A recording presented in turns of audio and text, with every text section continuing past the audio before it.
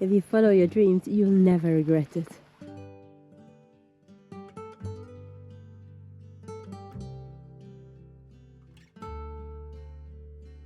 How could we have known that 6 years ago, when we decided to look for a piece of land, get away from the hustle and bustle of city life, we'd end up being guardians of such a beautiful piece of paradise?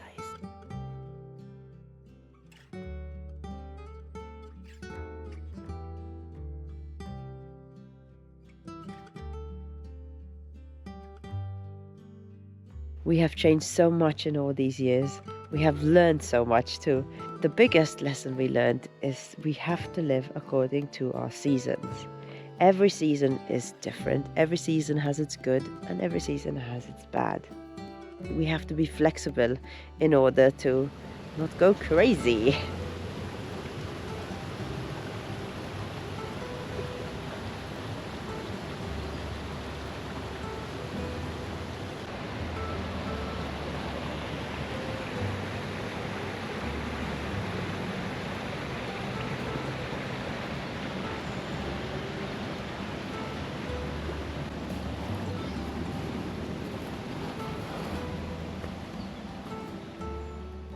Winter's beautiful, the land is so magical, but we do have certain days with very little sun, and when we rely on the sun for all our power needs, it can complicate things. And the frost also tends to complicate things a little bit more by, I don't know, freezing water and busting pipes.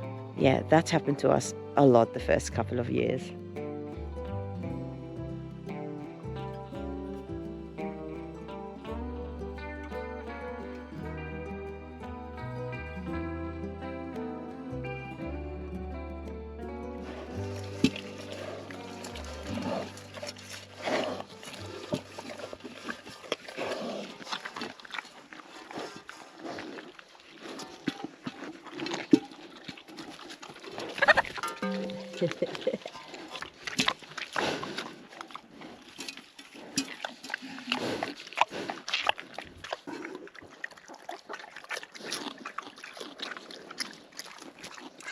Give it a little bit more.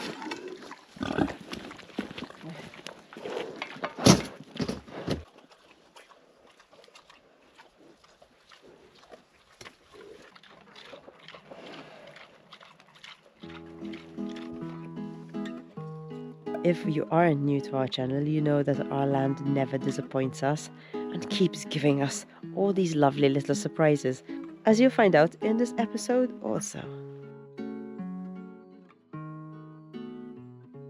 But even though we live a pretty simple life, we still have, as Luke puts it, necessary luxuries.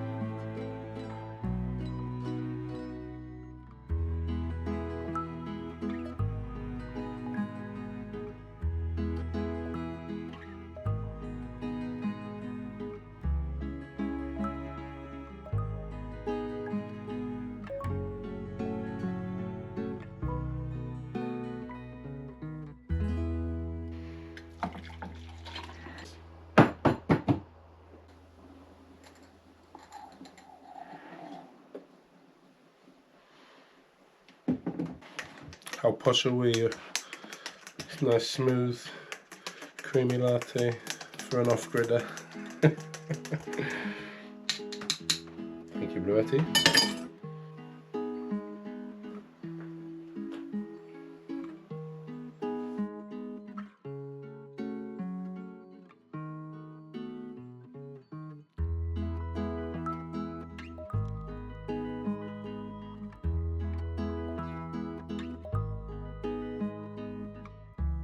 Okay, let's get to work now that my caffeine levels are up. Welcome to our channel. Some of you may know, for the past 4-5 weeks, we've been building a earth bag pig house. But unfortunately for the last week we really haven't done any work at all. We got the flu, unfortunately, not COVID, but I got a pretty severe case of man flu, and Sarah got a normal flu.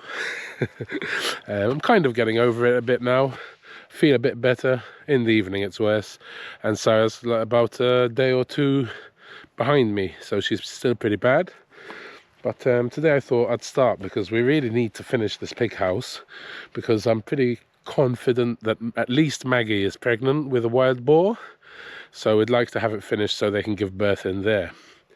Now, I say I didn't do much the last week because of my flu, but I did do some work on our water system, our whole water system. So about 4 or 5 weeks, just before we started the pig house, my whole water system was full of algae. So we've been pretty much living out of buckets of water for the past 4 or 5 weeks, just because I wanted to concentrate on filling the bags for the pig house.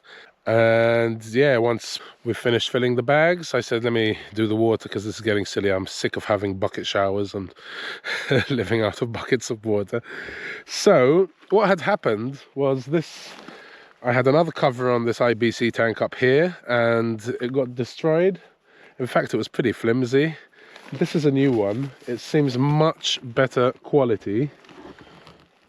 It's thicker material, got a zip, it's got a Velcro cover over the top, so it's all out of sunlight. I'm pretty happy with it. It seems much more sturdy. I got it from Amazon, so I'll put a link in the description below if you want one, which is a better one than our last. So I had to clear all the pipes out. I tell you, I really hate algae nearly as much as brambles. I did buy these filters as well, apart from the cover. Bought 4 of them. This is coming from the pump in the well. It's pretty simple to clean out. You just take that out, take this out, and the filter comes out. Ta-da! Pretty clean coming from the well. I filled it up a couple of times, so that's good. So yeah, I have one going in, one coming out of this IBC over here, a bigger one. It's a 50mm one that goes into our IBC down there, which feeds our shower, kitchen sink, bathroom sink, toilet. And then once I got everything cleaned out, it was still coming out full of algae and it was blocking all my filters in the taps. I tell you, it was really a ball ache. So then I figured that the pressure tank was full of algae. Now, I had never taken apart a pressure tank before, and when I opened it inside, it's like a balloon made out of like car tire material.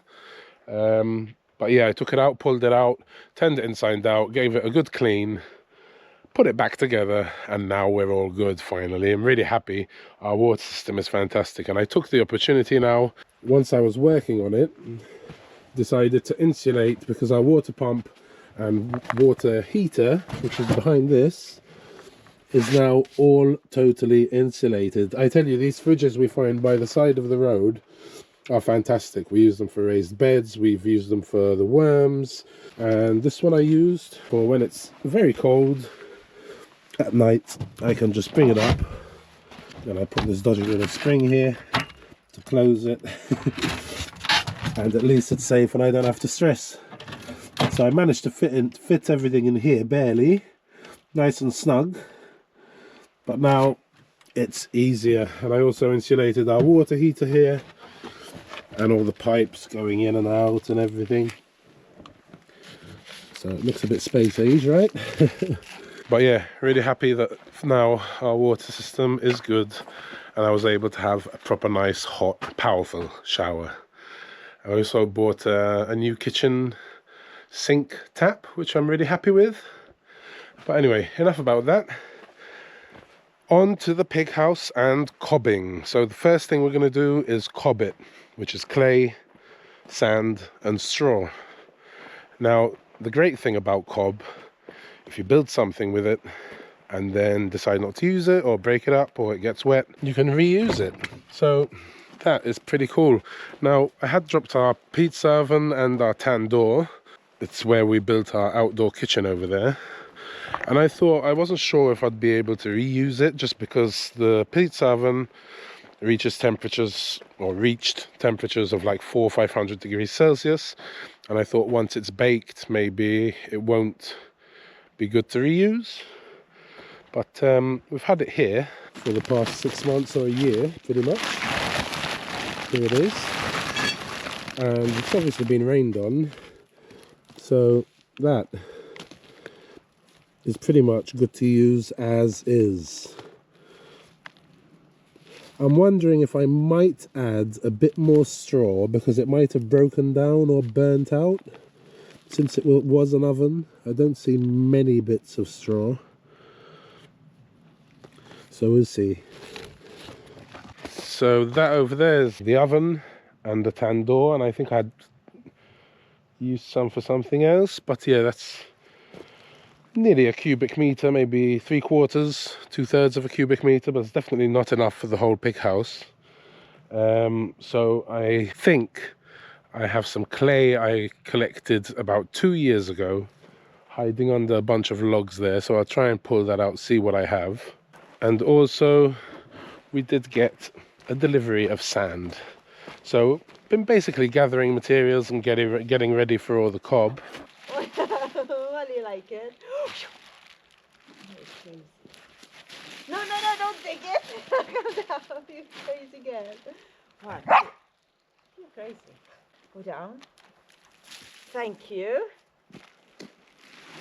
We've got a massive amount of sand there, which will all have to be wheelbarrowed down to the pig house. So this is where I think I had stored some clay at least 2 years ago.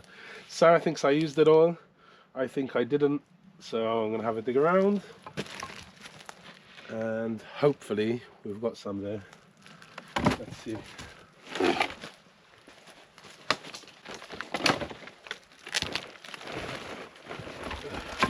I'm always hoarding logs and bits of wood.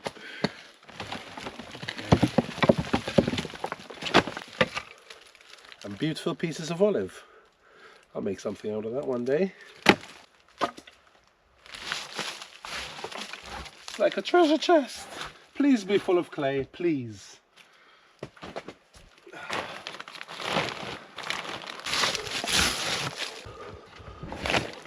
Ta-da!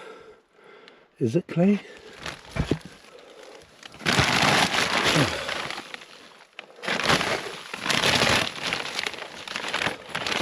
Oh yeah! I'll have to soak it.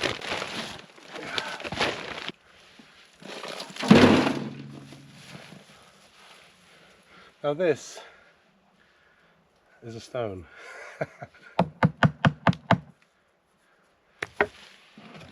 Now this is pure clay. So we mix this, I think around 20% has to be clay and the rest has to be sand soil.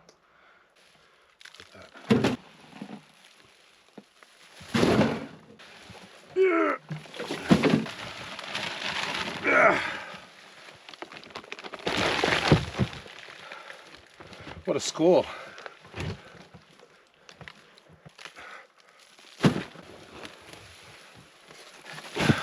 Is not a bad stash. Pretty happy with that. And this is all pure clay. Absolutely pure. Awesome. Now, even though I've got, I would say maybe 1/3 of a cubic meter of clay there, which if we mix it 1:5, it would be times 5, 1.5 cubic meters. And then I've got the mixed over there, the mixed one from my oven and tandoor, which is another 1/3 or so of a cubic meter, but mixed. So nearly 2 cubic meters of cob there. But I still don't think it'll be enough for the inside and outside. We'll see. It's enough to start for sure, but before I start wheelbarrowing all these materials down, I think I'm going to go down and see if I can harvest. There's a spot which I think is a bit clay based. Let's go down and see. Let me go grab my jackhammer and some power. Now, it has been really cloudy for 5-10 days, and somehow we still have power to use a jackhammer. Why? Because our friends at Bluetti sent us something pretty cool. It's 2024 and we are super excited to be brand ambassadors for Bluetti once again. And what beauties did they send us this time?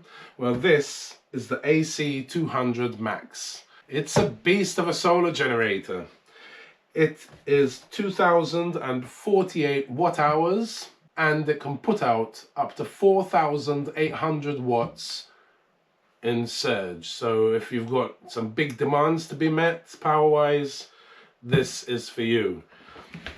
It's pretty sweet. It's got about 15 different ways to take power out of it. You've got two 15-watt wireless charging for your phone, if your phone supports that kind of charging. So you just put it on top and it charges it like that. You have a 12-volt cigarette lighter. You've got one 30-amp 12-volt outlet and two 10-amp 12-volt outlets. You have four normal 220s. Then you have two 3-amp USB-As. You have two 18-watt USB-As here.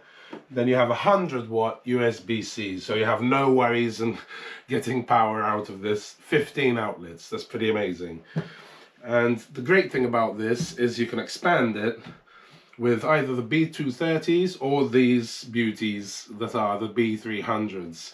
These have 3,072 watt hours each. So grand total of this system is 8,192 watt hours, which is an amazing backup. I mean, it's bigger than our normal solar system that we installed before we got involved with Bluetti. So we're really happy with it because we've been getting quite a few Bluettis over the past year.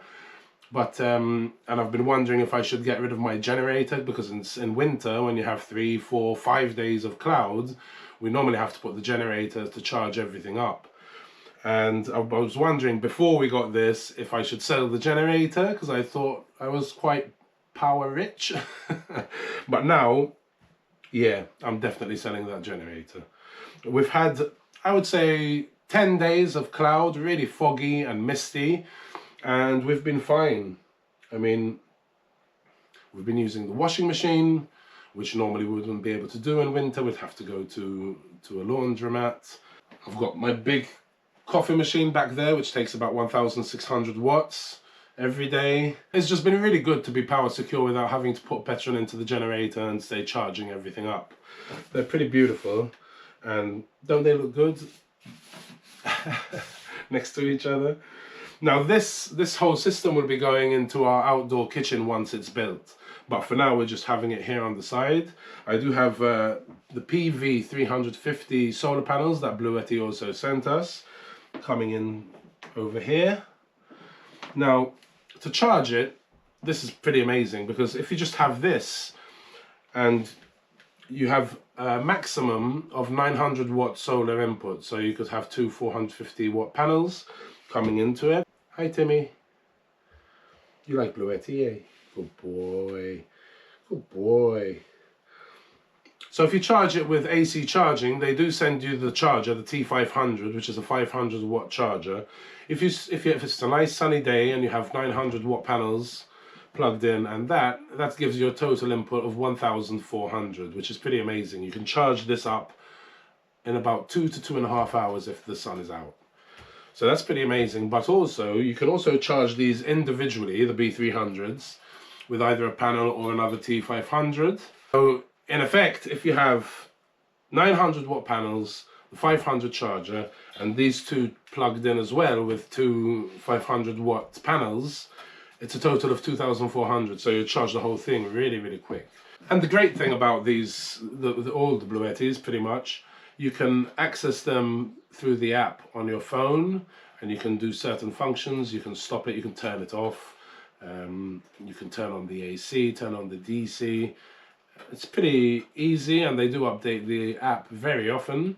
So if you open it right now, you can see I've got 200 watts coming in, up and down, and it's 98%. And if you go down onto battery pack, You can see pack 1 is the actual unit, which is the 2000 watt hours. Pack 2, which is at 100%, is one of these two anyway, and pack 3 is the other one. So you can see everything that's going on the app, which is pretty handy, and you don't have to be this close to it obviously because it works with Wi-Fi as well as Bluetooth.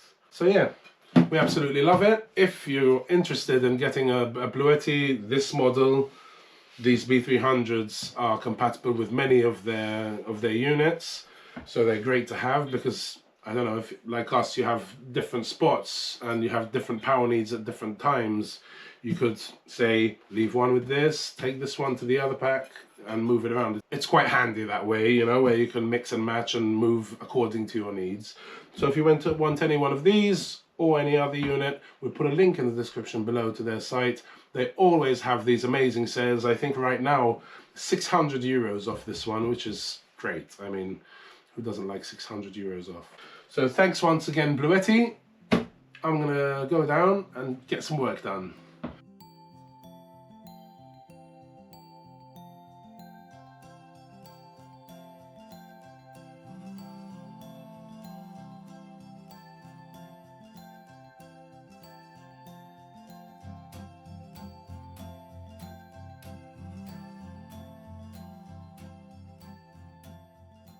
So, when we're scraping away the soil here, I'll show you.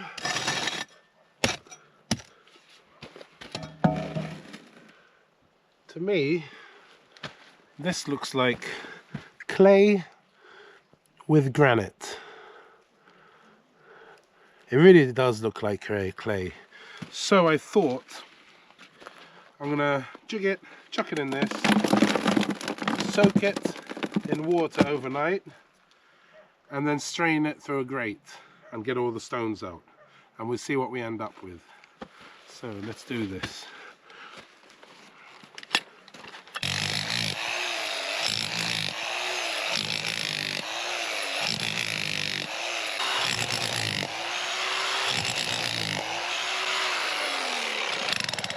Definitely looks like clay. Look at that, it's soft.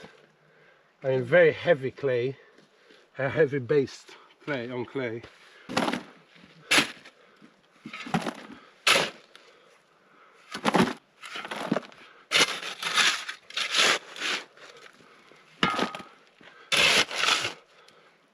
Okay, that should do it for now.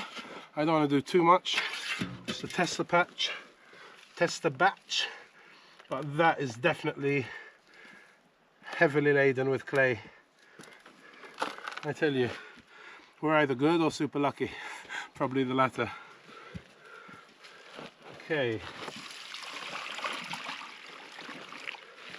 Not much more, maybe just one bucket.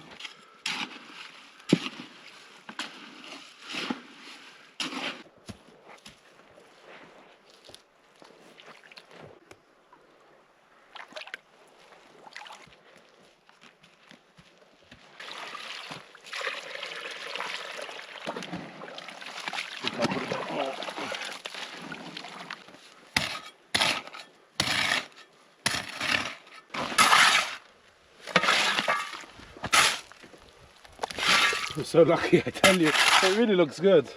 Huh? Looks very good. It's really looking good. I can't believe it's all clay, the bit that's high over here. So hopefully we've got this whole side, which would be good to have level anyway. And we've got enough clay to finish cobbing. Start and finish. And the stuff we hopefully sieve out, or the gravel, will be able to fill in the gaps, the holes where we took too much soil, like the entrance. So hopefully this works out.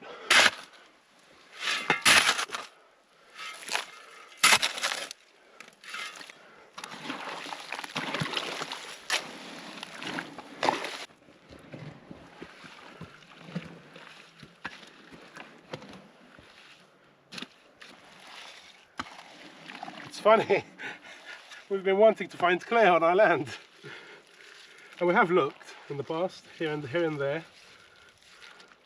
Where do we find it? Where we need it.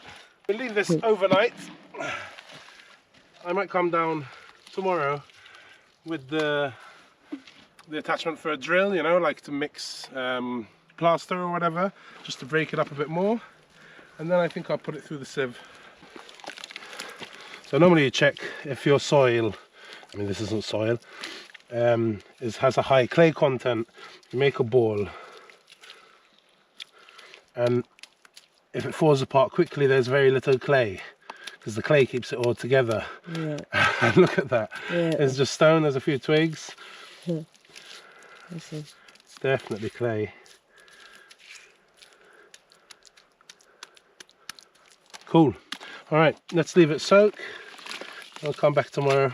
Okay, once we're talking about clay content, I will share with you our soil experiment that we did. A few weeks ago, we tested our soil in 3 different places to see where had the most clay, so we could use it to fill the bags.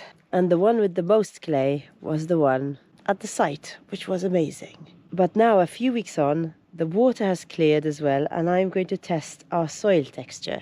When I first put the soil into these jars, the sand and gravel dropped to the bottom after the first 5 seconds. And then the silt and the clay took around 24 hours to 48 hours to separate. And then we had our results of which one to use. But I want to know a little bit more. What is our soil texture? And to do this is really easy. All I had to do is go to the USDA soil texture calculator, which is easy. I'll put it in the description below, just in case you want to test your soil too. So first I measured in millimeters the sand, the clay, and the silt. And then I got a percentage, and I'll show you how to do that. It's very, very easy. For example, I had 40 millimeters of sand in this jar, and I did 40 division by the whole amount, which was 62, and I got 64.5%.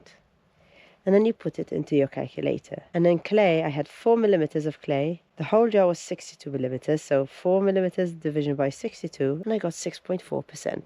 And I put that into the calculator too. And that's how you work out the percentage. Just put it in these boxes, and voila, I know our soil texture.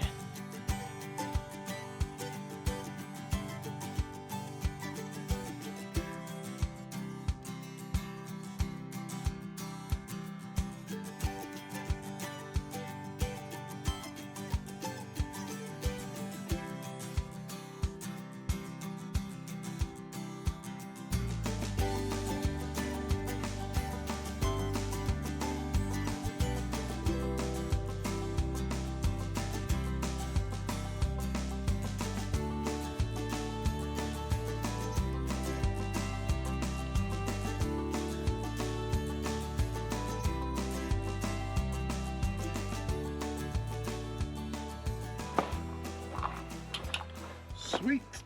Done. Solid.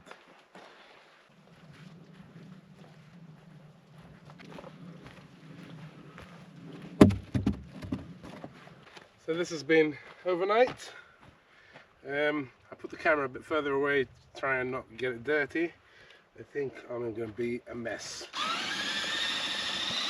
Not too bad, okay. Just trying to break it up a bit.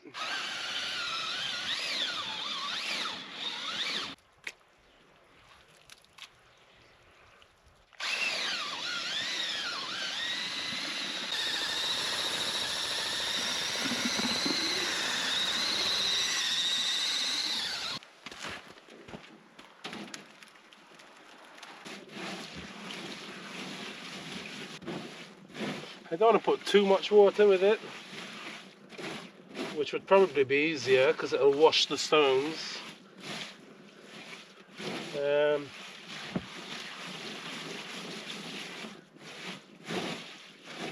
Maybe I should put a bit.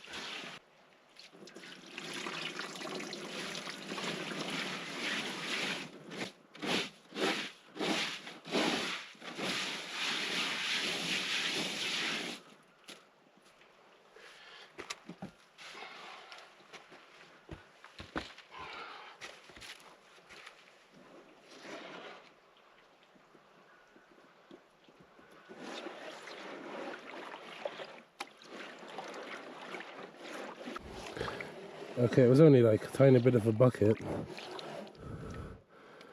but I don't know what's going to be fastest, doing this or going to my secret spot and trying to find more pure clay.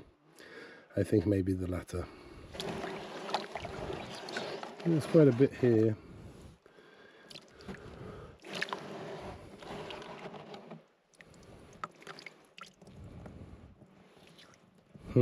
I'll think about it.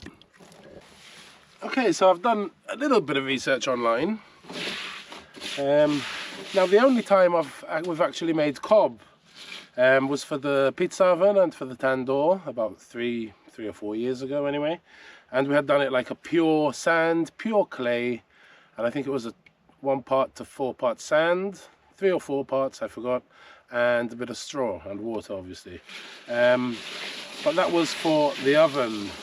Now I was reading online, and since these, that's clay, look, since these pebbles, or whatever you want to call them, gravel I guess, granite gravel, are so small, I mean it's not even 1/4 inch, not even, smaller than that, I think I'm going to leave them in. In fact, online it says it probably will help the binding of the cob mixture. Our mixture so far, we'll see when I'm actually mixing it and we'll adjust accordingly, is going to be 1 part clay, 3 parts sand, which we'll have to wheelbarrow down, 1 part of this, so we'll just break it up with the jigger like we did and soak it for 24 hours before we use it, just so it softens up. But they're very small, they're very small, look. So yeah, and a bit of straw. And then we also have the cob mixture that we soaked, well it got soaked from the oven, which is ready cob, so we'll throw in some of that I guess as well, so we have the same mixture throughout. Now if I see when I'm applying this, once we do it, that it's too grainy for the finish, I mean even though we're going to plaster it with like a lime plaster, the stucco, I might omit this on the last coat just so it's smooth, but we'll see when we actually get to it. So I think for clay we're good. I think I might have enough, at least for the outside, and then we'll see what's left and we'll see about the inside. I can put this away because I ain't sifting. I just took off some of the water and I poured it back into the main one there, over there, with the gravel, since I'm going to keep it. And this is what was at the bottom that was actually sifted, so that is not pure but very close to pure clay, so that's pretty good. I think we're definitely sorted for the amount of clay we need, so yay. Next we need water. Now I could use the water from the pond, but I think it's always better to use fresh water, clean water. So I'm going to run a line. This is the closest to the new pig house, water supply directly from the well, so I'm going to run, hopefully I have enough, I think it's 200 meters this, or 250, hopefully it'll reach, if not I'll have to go buy some more. And I need to provide fresh water for the pigs once they move in anyway.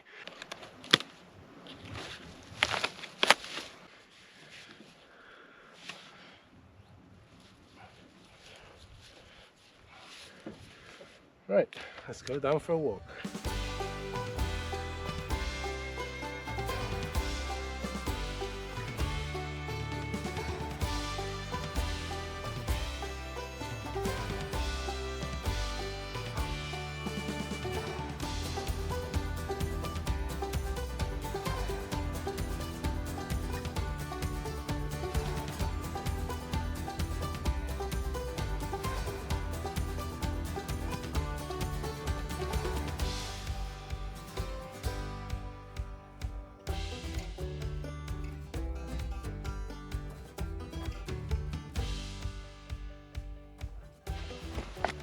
Okay, that's just about made it, but no water.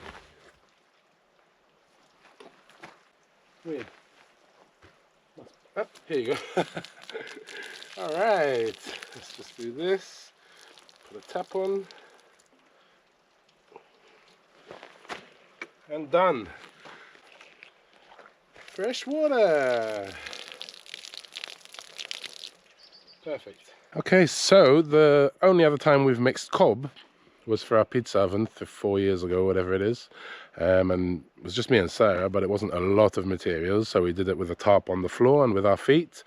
But since we don't have many hands here, or feet rather, this time I'm going to try and use my cement mixer over here. So that's one of the first heavy things that I have to take all the way down there. At least it has wheels. Hey girls! Come on, puppy.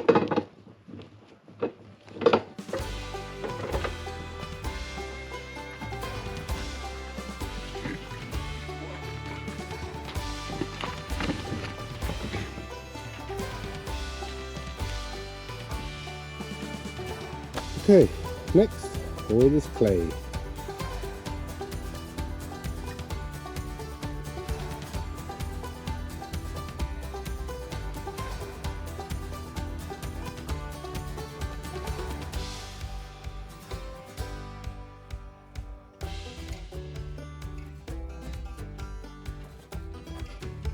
A zip line would be nice, all the way down there.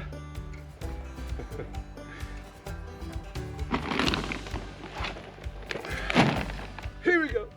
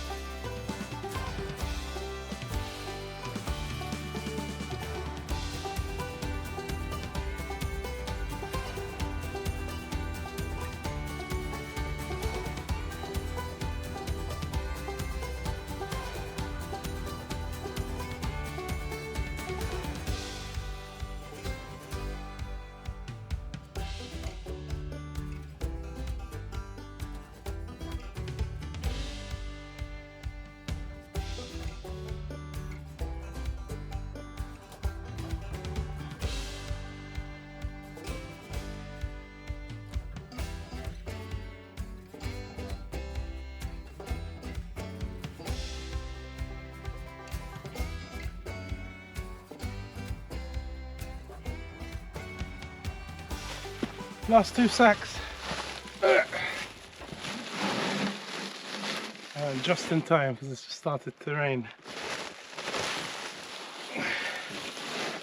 Oh, empty. It's quite a lot. Pretty happy with that. This I'll take down maybe to put the sand in.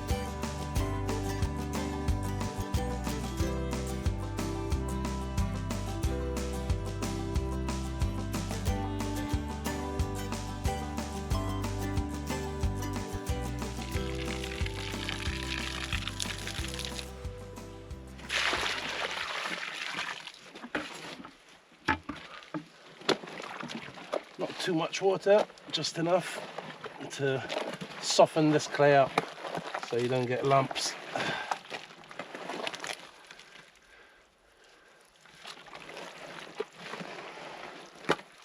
This this is the pure clay. See?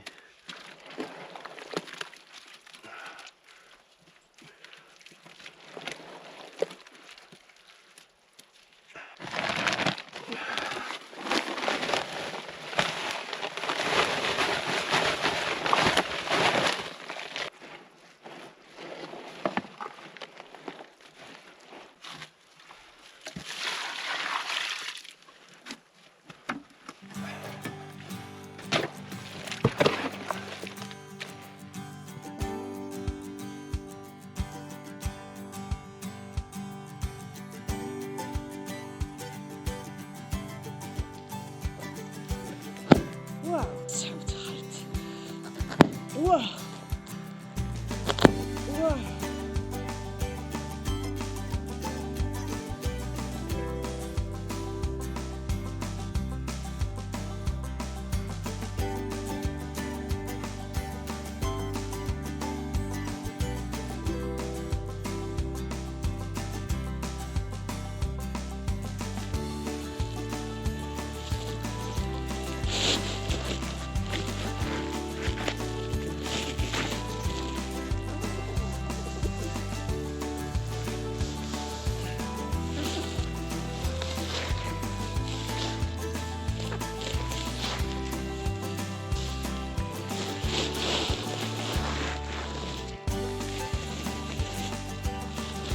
Wow, others, this is definitely cow.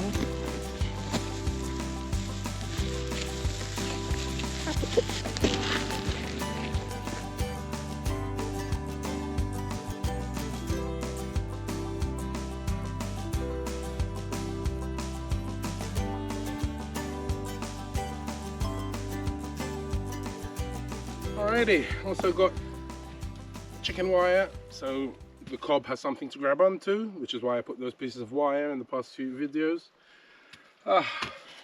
So happy we've got everything here now for the fun part. Yeah. So make sure you join us next week, where we hope to start and finish at least the outside cobbing. Alright, let's get cobbing!